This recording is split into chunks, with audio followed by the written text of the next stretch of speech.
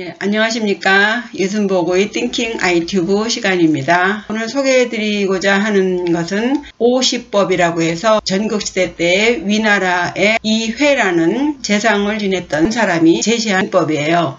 위나라 문후가 재상이었던 이회에게 그 재상 임명에 관한 조언을 청하면서 한 말이 있습니다. 가빈사현처 국난사양상. 집안이 가난해지면 현처를 생각하고 나라가 어지러워지면 훌륭한 어진 재상을 생각한다고 말하지 않았소. 지금 당신이 재상을 하다가 쉬고 있는데 이 자리를 누구를 앉히면 좋겠는가. 훌륭한 재상을 생각해야 된다고 당신이 말을 하지 않았는가. 내가 지금 아우인 위성자와 적황이라는 인물 둘을 놓고 재상을 뽑으려고 하는데 누구를 뽑아야 될지 모르겠다.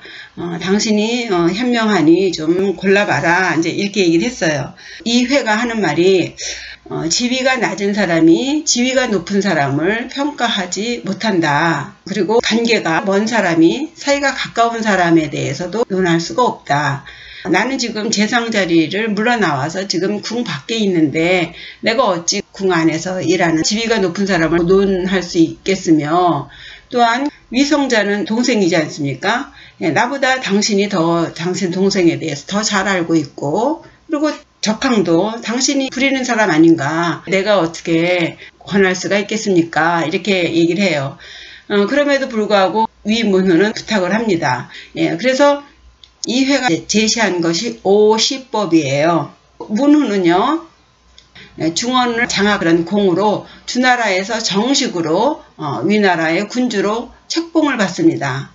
그 이후 50년의 장기 집권을 해요. 아주 천하에서 인재들을 두루두루 기용해서 문화의 중심국으로서 자리를 잡은 그런 문후입니다. 이 공자의 제자 자하를 기용을 해서 유학을 공부하고요. 이 전자방이나 단검목 같은 현인들에게도 공부를 배웁니다. 그래서 위나라를 아주 강대국으로 만든 그런 사람이죠. 위문후가 그 정치를 탁월하게 할 수 있었던 뒤에는 이회라는 재상의 도움이 없었다면 어려웠을 정도로 활약을 했던 사람이 이회입니다. 그 무엇보다도 순자 이전에 이미 이 법가의 면모를 보여줬다고 합니다. 그래서 법조라고도 합니다. 이회가 제시한 50법이에요. 사람을 보는 5가지 방법입니다. 한 가지씩 살펴보시겠습니다. 첫 번째, 거시기소친입니다. 거는 살 거죠. 시는 볼시, 기는 지시대명사 기자입니다. 소는 불완전명사 소, 바소예요. 친, 친할 친, 가까이 할 친, 가까울 친이죠. 거, 살 때 말하자면 평소에 보라, 무엇을? 기소친, 그 친한 바를 보라예요. 그래서 기자는 요 소친을 지시한 것입니다. 이 소친 자체가 친하게 지내는 사람이죠. 친하게 여기는 사람을 보라.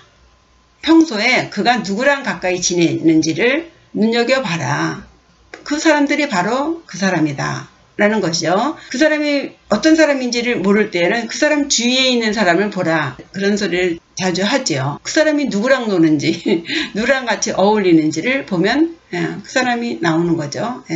보통의 사람들은 너나 나나 할 것 없이 다 이해관계로 이렇게 만나고 헤어지는데 그 와중에도 덕이 있고 경륜이 있고 그런 사람을 만나서 사귀어라 이거죠.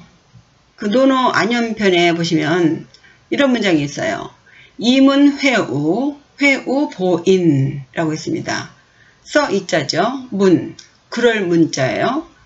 만날 회, 벗우. 이 보자는 수레의 바퀴에 힘을 좀 대기 위해서 나무를 덧대는 것이 있어요. 덧박나무라고 합니다. 그래서 이 보자는요, 덧박나무 보예요. 그래서 보탠다 라는 뜻이 있습니다.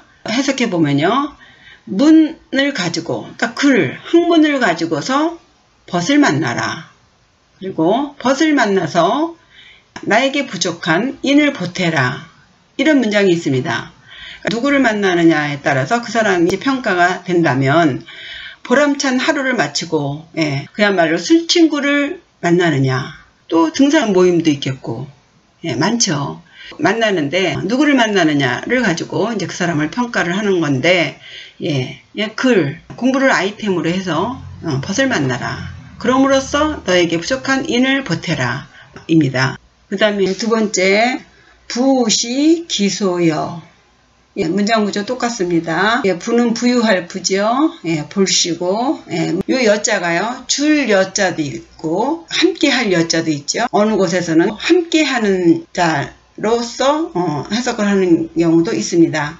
부귀할 때, 함께 한다기보다도 돈을 어떻게 쓰는가를 보는 것이 더 좀 맞지 않나는 생각이 듭니다. 말씀드렸다시피, 기는 그 소여를 지시하는 거예요. 베푸는 것을 보라. 영어로 말하면 정관사 더입니다. 사람이 여유가 생기면 아무래도 베풀어야 되죠. 문제는 어떻게 베푸는가입니다. 재해가 날 때 기부를 하기도 하고 어려운 이웃을 돕기도 하고 어떻게 해야 제대로 베푸는 것인가. 보시라고 하면 재물보시, 법보시, 무예시 이렇게 세 가지 보시가 있습니다. 이 문장에서 말하는 것은 재물보시를 말하는 거겠죠. 그래서 재물보시가 됐든 무슨 보시가 됐든 보시 중에서 최고의 보시는 무주상보시입니다. 머무는 상이 없이 베풀어라. 주었다는 것에 집착하지 않고 내가 주었다는 상을 내지 않고 유세하지 않고 주는 보시, 이것이 이제 최고의 무주상보시예요. 이 무주상보시에도 이제 8가지가 있습니다. 기업 같은 데서 기부를 할 경우에 자기 회사에 광고도 할 수가 있고요. 또 개인적으로 할 때에도 자기 이름을 내서 하는 수도 있고, 익명으로 보시하는 사람도 있고요. 다 그 스타일에 따라서, 상황에 따라서 보시하는 모양새가 다르죠. 그 모양을 보고 그 사람을 판단하라, 뭐 이런 것이 되겠습니다. 우스운 얘기로요. 옛날에 신발장수 사장님이 17억짜리 그 복권이 당첨됐어요. 17억. 부자가 됐죠. 신발장수 가게 하는 사람이 17억이면 굉장히 큰 돈 아닙니까? 그런데 여전히 아침이면 셔터문을 열고 신발을 총체로 털고 점심에는 짜장면을 시켜 먹고 저녁에는 어김없이 9시에 셔터문을 닫고 들어갔답니다. 흔히 복권을 타면 큰돈이 생겨도 여전히 그대로 해야 된다, 뭐 이런 얘기도 있죠. 뭐 다 의견은 뭐 여러 가지고 경우의 수도 여러 가지겠는데요. 부귀하게 되면은 돈을 좀 다르게 써야 될 것 같아요. 돈을 버는 방법을 바꾸는 것은 좀 위험하다 할지라도 돈을 쓸 줄을 알아야 될 것 같아요. 돈을.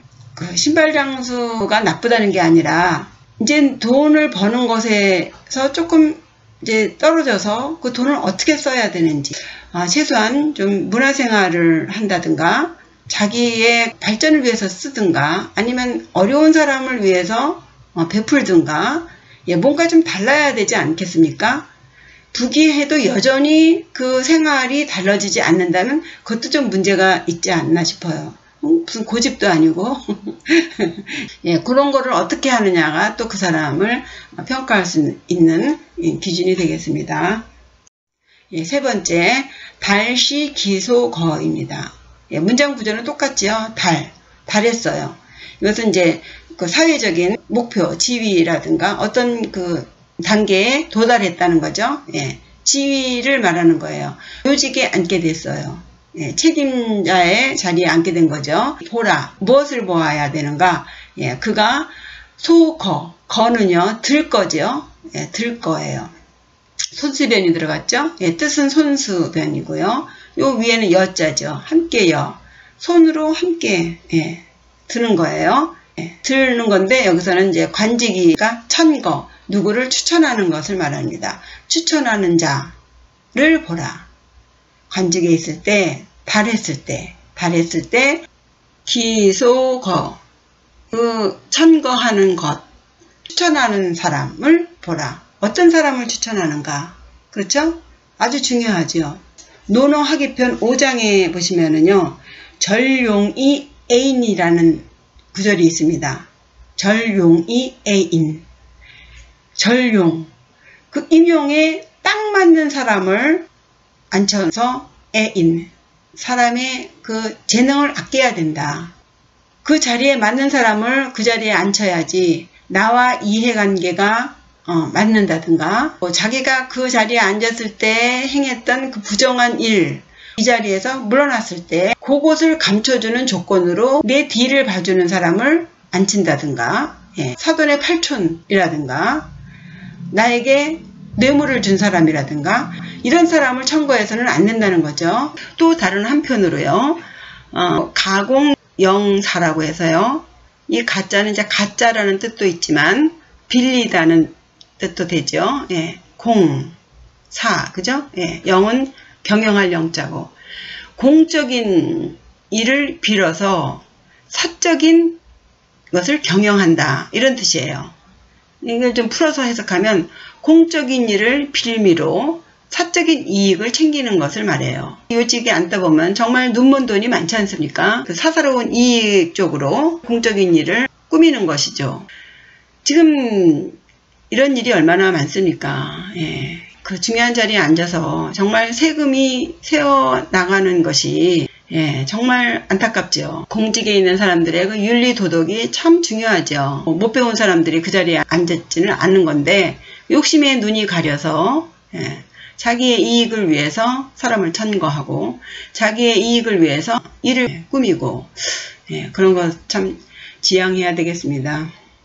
요직에 있을 때 누구를 천거하는지 보라. 이렇게 해서 사람을 또 보는 방법이 있고요. 네 번째는요. 궁시 기소 불위 그렇습니다. 궁할 때 보라. 하지 않는 것, 불위. 하지 않는 것이 무엇인지를 보라.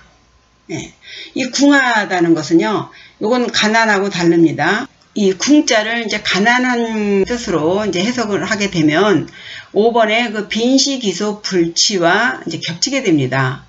그래서 이 궁자를 보시면요. 요 위에 있는 것이 동굴 혈자예요. 그리고 요 아래에 있는 것이 몸 궁자입니다. 그래서 동굴 안에 이 몸이 들어가 앉아 있는 거예요. 무슨 뜻인지 짐작이 가시겠죠? 막힌 거예요. 궁지에 몰린 것처럼 굴 속에 박혀 있는 모양이에요. 그렇죠? 궁지에 몰린 것처럼 어떤 일을 하다가 막힌 거예요. 그것을 헤치고 나가려면은 적법한 상황으로 될 수가 없기 때문에 그럴 때 이제 어떻게 하느냐. 수단 방법을 가리지 않고 뭔 짓이라도 하지 않습니까? 그럴 때 하지 않는 것이 무엇인가. 그것을 보라는 겁니다. 최소한의 하지 말아야 되는 것. 그런 것. 하지 않는 것이 무엇인가. 그것이 무엇인가를 보라. 그럼 그 사람이 나온다. 어려움에 처했을 때 그 사람이 하지 않는 것. 요즘은요. 사람들이 이 무소불위를 하지 못하는 것이 없는 것 같아요. 돈이면 못하는 것이 없다라는 말이 있죠. 이 사회를 지탱하고 있는 그것이 그야말로 종교계가 있겠고 언론, 그죠? 그 다음에 그 대학, 그 다음에 법 쪽에 이렇게 있겠는데 종교계도 가난하고 힘든 사람 외면한 지 한참 된 것 같아요. 권력과 돈에 편승해서 그렇게 하고 뭐 대학 교수들 연구 옛날 같지 않은 것 같습니다. 법도 뭐 이미 뭐 유전무죄, 뭐 무전유죄라는 말은 뭐 이미 있었던 말이고요. 요즘 언론 보시면 정말 뉴스를 못 보겠습니다. 정말 너무 드러내놓고 거짓말을 하는 걸 보면은 지금 이 사회를 누가 지탱해 줄 수 있을까 걱정이 될 정도예요. 아무리 궁하고 어떤 일이 있어도 그럼에도 불구하고 절대로 내가 고대 죽어도 이 짓은 못해 하는 말이 있어야 되는 유소불위한 것이 있어야 되는데 요즘은 정말 무소불위한 세상인 것 같습니다. 그 공자님도 그 당시에는 그 정치인들은 그 속이 좁쌀 모만큼도 못하다는 그 표현을 한 적이 있는데요. 2500년 전이나 지금이나 그 사람은 똑같은가 봅니다. 모르겠습니다. 맹자의 진심 하장에 나오는 말이네요. 인계유소불인 발지어 기소인 이냐라는 말씀을 하셨어요. 사람들은 모두 있다.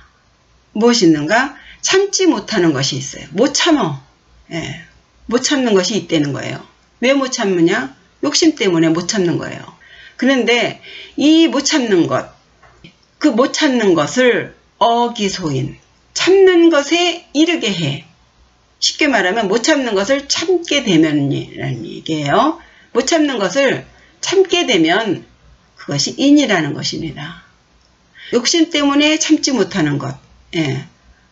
더 가져야 되고, 더 높은 자리에 앉아야 되고, 더 앞에 서야 되고, 그런 욕심을 참지 못하는 것, 그것을 참게 되면 인을 얻게 된다는 것입니다. 내가 아무리 어렵고 힘들어도 이것만은 못해 하는 게 좀 하나씩은 있어야 되지 않나 생각이 듭니다. 5번째, 빈시기소 불취. 가난할 때 취하지 않는 것을 보라. 그랬습니다. 가난할 때 취하지 않는 것, 받지 않는 것이 뭔가. 아무리 내가 가난해도 절대로 부정한 뇌물도 안 받아. 내가 아무리 힘들어도 그런 방법은 취하지 않겠어. 이런 식으로 최소한 자기가 선을 그을 수 있는 그런 것이 있어야 되겠죠. 이렇게 가난할 때면 하는 말로 안빈낙도라는 말이 있어요. 가난함을 편안하게 여기고 도를 즐겨라. 정도를 즐겨라 이런 얘기겠죠. 이게 이제 공자님이 안현을 상대로 하신 말씀이에요. 근데 문제는 뭐냐면요. 가난함을 편안하게 여기고 도를 즐기는 건 정말 좋죠. 내 하나의 몸이라면 뭐 안빈낙도 못하겠습니까? 문제는 뭐냐면 남자에게 처자식을 건사한다는 것은 데미지가 크다고 봅니다.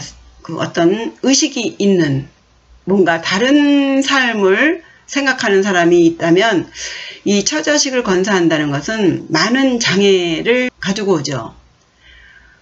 그래서 소위 그 출가라는 것도 하지 않습니까? 그것을 이제 Great Determination 해서 위대한 결심이라는 말도 그래서 나오는 거죠. 이 아내나 자식이 없으면 안빈낙도 할 수 있어요. 뭐 생각이 있다면, 이쪽으로 욕심이 있다면 할 수 있어요. 이 빽빽거리는 아기와 앙앙거리는 와이프가 있을 때 이게 어려운 거죠. 안빈낙도 어려워요. 그렇죠? 그렇다고 취해서는 안 되는 것을, 취하는 것을 인정하는 것은 아니고요.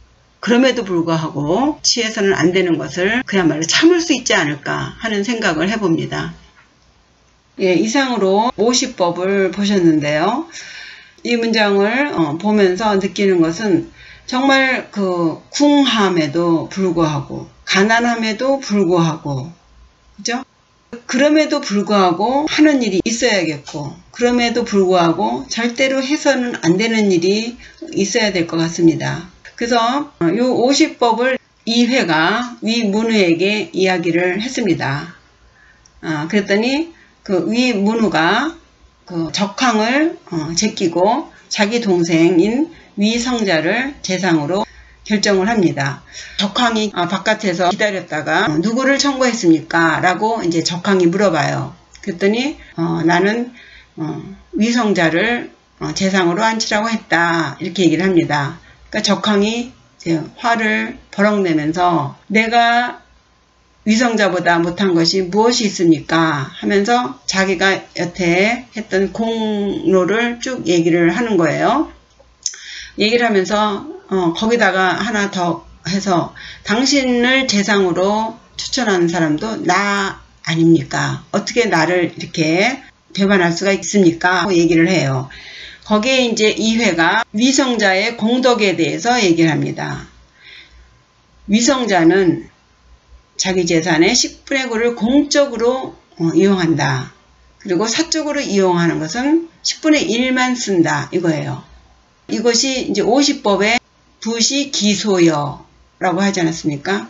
베푸는 것을 어디다 베푸는가를 보라. 그랬지 않습니까? 10분의 9를 공적으로 이용을 한다. 그 공적으로 이용한 것이 무엇인가?